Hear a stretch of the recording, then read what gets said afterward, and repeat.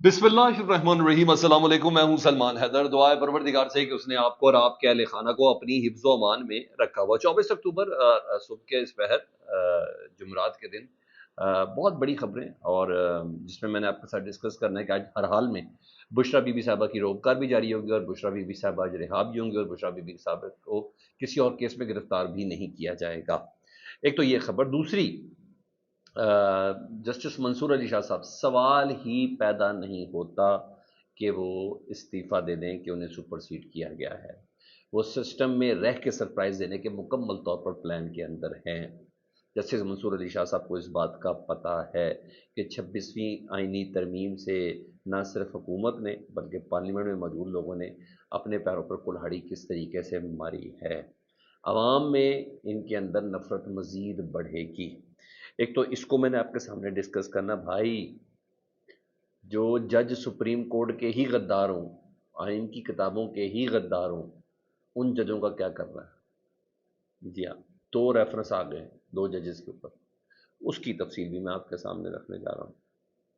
उनके खिलाफ बाकायदा नोटिस जारी हो गए हैं और बड़े एविडेंशियल प्रूफ के साथ है।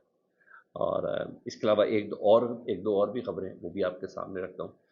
डिटेल्स में जाने से पहले रिक्वेस्ट के चैनल देखें तो चैनल सब्सक्राइब कर दें ताकि मेरा और आपका राब्ता रहे। एक तरफ याहिया अफरीदी साहब तो बिजी हो गए और उन्होंने मुतहरिक भी हो गए, उन्होंने स्टाफ से ब्रीफिंग भी लेना शुरू की। कल 2 बार काजी फाइसा साहब से मुलाकात की, जस्टिस मंसूर अली शाह साहब के चैम्बर में जाकर मुलाकात की, फिर जजों से मुबारकबादें भी रिसीव की। तो ये तय है कि वो मुकम्मल तौर पर इंटैक्ट है तमाम चीज़ों से, ब्रीफ्ड भी हैं और उनका कॉन्सेंट भी हर लिहाज से हर चीज़ के अंदर शामिल था। दूसरी तरफ काजी फाइसा साहब को रुखसत करने की भी तैयारियां बड़े ज़ोरों शोर से जारी है। रजिस्ट्रार सुप्रीम कोर्ट जो है उन्होंने अलवदाई फुल कोर्ट रेफरेंस के हवाले से जितने भी जजेस हैं उन तमाम के सेक्रेटरीज को लिख दिया है कि भाई जो कल जुम्मे के रोज़ जो फुल कोर्ट रेफरेंस है उसमें पाकिस्तान काउंसिल के vice chairman, Pakistan bar council के vice chairman, supreme court bar council के सदर काजी फाइसा साहब और चीफ जस्टिस, नए वाले जो चीफ जस्टिस थे जैसे याहिया अफरीदी, वो खिताब करेंगे। जुम्मे को कल ही होगा। मगर असल मामला ये है कि कौन कौन कौन कौन इस फुल कोर्ट में शरीक होगा। हमारे मोजस 18 जजेस में से कौन शरीक होगा और कौन नहीं। तो अब तक जो जज खामोश रहे, खामोशी भी बहुत बड़ा जैसे कहते हैं ना जवाब होती है और समटाइम बहुत बड़े तूफान का पेश खैमा होती है।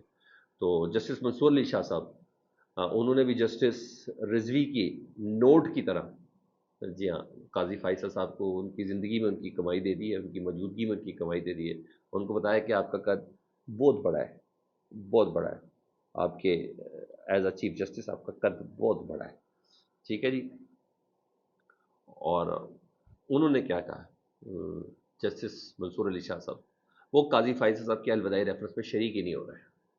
क्लियर होगी बात। उन्होंने कहा दाएं बाएं के बहाने लगाने से क्या फ़ायदा है, सीधा जाए हरम पाक में। तो वो वजूहात उन्होंने बताई कि मैं अपनी फैमिली के हमरा सऊदी अरब उम्रे की अदायगी के लिए रवाना हो रहे हैं। ठीक है जी। और बस सिंपल सी बात है, अगर जस्टिस मंसूर अली शाह साहब चीफ जस्टिस बनते तो वो उम्रे की अदायगी के लिए जाते। आज के परसों उनका हलफ बर्दारी है, नहीं जाते ना, सिंपल सी बात है। तो हम ज़्यादा बेहतर समझते हैं कि वो पहले से बहुत ज़्यादा प्लान था तो ये था वो था नहीं। तो वो अपनी फैमिली के हमरा उम्र की अदायगी के लिए जा रहे हैं। वापसी उनकी 1 नवंबर को है, यानी जस्टिस याहिया साहब की तकरीबन हलफ बर्दारी में भी नहीं होंगे और काजी फाइज साहब का भी आखिरी बारी चेहरा वो नहीं देखेंगे।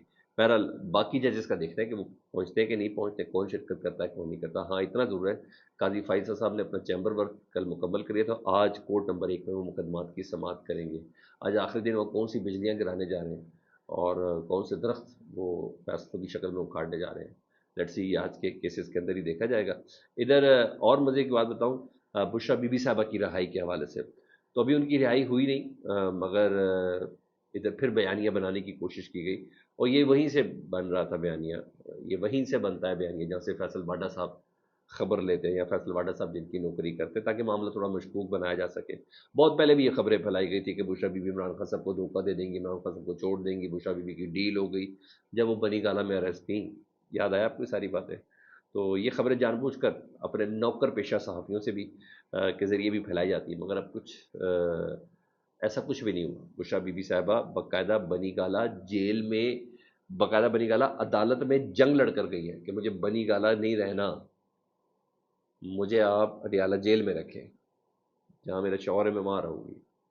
तो اب پھر بشرا بی بی صاحبہ کی ضمانت ہو گئی ہے، اور اب انہیں گرفتار بھی کسی اور کیس میں نہیں کرنا ہے، کوئی ارادہ نہیں ہے۔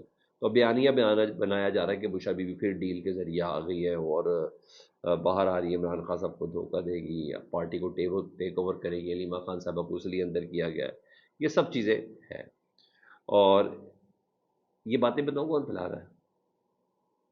تاکہ کسی طریقے سے کسی کا مثبت امیج ہے نا، اس کو تھوڑا سا ذرا ٹھیس پہنچایا جائے، خراب کیا جائے۔ اور دوسرا یہ کہ فیصل وارڈا صاحب کے منہ سے کہلوایا جا رہا تاکہ مزید پتہ چل جائے کہ جی بشرا بی بی صاحبہ جو ہے وہ کسی ڈیل کے ذریعے آ رہی ہے، وہ رہا ہو جائیں گے۔ فیصل وارڈا صاحب کہتے ہیں کہ بشرا بی بی رہا ہو جائے گی، تو تاکہ تاثر آئے کہ ہاں کوئی ڈیل شیل ہوئی ہے۔ اور وہ کہتے ہیں 26 اکتوبر سے عمران خان صاحب کی ملاقاتیں بھی شروع ہو جائیں گی۔ ظاہری بات ہے جس چکر میں عمران خان صاحب کو رکھا تھا آئینی ترمیم کے حوالے سے، مشاورت کے حوالے سے، وہ ختم ہو گئے۔ کتنی دیر رکھ سکتے ہو بھائی عمران خان سے ملاقات میں پابندی؟ کتنی دیر آپ لوگ رکھ سکتے ہیں؟ تو بیسیکلی 26 کا مطلب ہے یہاں یہی آفریدی صاحب حلف لیں گے تو وہاں عمران خان صاحب سے ملاقات کی اجازت ہو جائے گی، مطلب نئے چیف جسٹس کے حلف تک ہی ملاقات سے روکا ہوا ہے۔ اور فیصلہ یہ فیصل واڈا صاحب نہیں کہہ رہے، فیصل واڈا صاحب کہ وہ کہہ رہے جنہوں نے ملاقات پہ پابندی لگائی ہوئی ہے، یہ آپ نے ذہن میں رکھنا ہے۔ تو وہ اس طریقے سے بہرحال بات کر رہے ہیں۔ جہانگیر جدون صاحب ویسے وکیل ہیں، ایڈوکیٹ جنرل بھی رہے ہوئے اسلام آباد ہائی کورٹ کے، ان کا تعلق ویسے نون لیگ سے ہے۔ وہ کلیم کر رہے ہیں، اور وہ منصور علی شاہ صاحب کے بہت قریبی ہیں، وہ کلیم کرتے ہیں کہ جسٹس منصور علی شاہ صاحب استعفیٰ نہیں دیں گے، وہ کام کرتے رہیں گے، اور اس آئینی ترمیم میں بہت زیادہ کمزوری ہے۔ صرف اس بات پر ہی جھگڑے شروع ہو جائیں گے کہ کیس آئینی بینچ میں جائے گا یا سپریم کورٹ میں، اور 70 سے 80% کیسز میں اب جھگڑے شروع ہو بھی جائیں گے، اب لوگوں کے مسائل بڑھنا شروع ہو جائیں گے، اس میں کوئی شک بھی نہیں ہے سر۔ اب ایسا ہی ہے، میرا خیال ہے جسٹس منصور علی شاہ صاحب کو بھی لڑنا آتا ہے، اور وہ مقابلہ کریں گے، اور مقابلہ کریں گے سسٹم میں رہ کر، اور ایک نہیں کئی بار سرپرائز دیں گے۔ اور انہوں نے آپ کو پتا 2 کیسز میں ریمارکس بھی دے دیے کہ اس کو لے جائیں بھائی، یہ تو ہمارا معاملہ ہی نہیں ہے، تو آئینی بینچ میں جائے گا، اور آئینی بینچ اب تک بنا ہوا ہے نہیں۔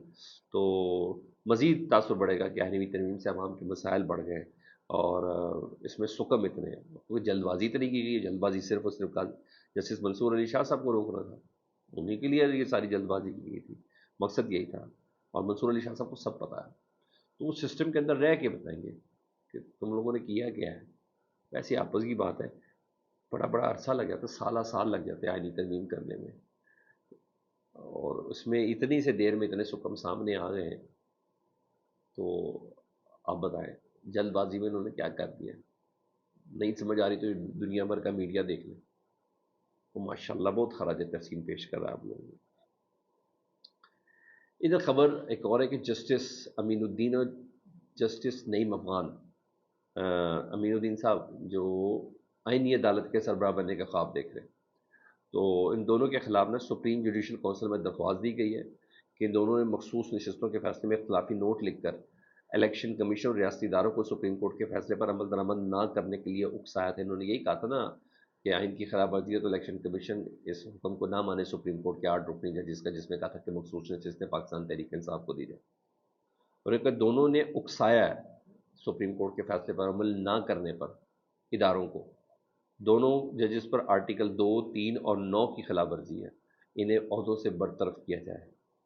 آپ کو یاد ہوگا اسی نوٹ پر حکومت نے سارا کٹا کھولا تھا، اور وہ جو آرڈیننس وغیرہ تیار ہوئے تھے وہ اسی نوٹ کے اوپر ہوئے تھے، جس کو ریٹرو رسپیکٹو طور پر وہ عمل درآمد کرنا چاہ رہے تھے۔ یاد آیا؟ جی ہاں، یہ 2 ججز کا یہ معاملہ ہے۔ ایک اور خبر ہے، کیونکہ خبر دینے والا سورس بڑا تگڑا ہے، اور وہ نصرت جاوید صاحب ہیں۔ اشرف شریف بھائی کی شہادت تھی کل، ان کی برسی تھی، 2 سال ہو گئے، تو اس پر وہ کہتے ہیں نصرت جاوید صاحب کہ ایک صاحب جن کے سورسز پر مجھے بہت یقین ہے، وہ کہتے ہیں کہ 1 مہینے کے اندر اندر اشرف شریف قتل کی تفصیلات مل جائیں گی، اب حقائق کو سامنے لایا جائے گا۔ اچھا یہ باتیں فیصل باڈا بھی کر چکے ہیں، مجھے لگتا ہے یہ معاملہ فیض حمید صاحب سے جوڑا جائے گا۔ میرا ایک آئیڈیا ہے، لیٹس سی، دیکھیں باقی آپ کا کیا آئیڈیا ہے، کمنٹ سیکشن میں مجھے ضرور بتائیے گا۔ اپنا بہت زیادہ خیال رکھیں، اللہم صلی علی محمد و علی محمد۔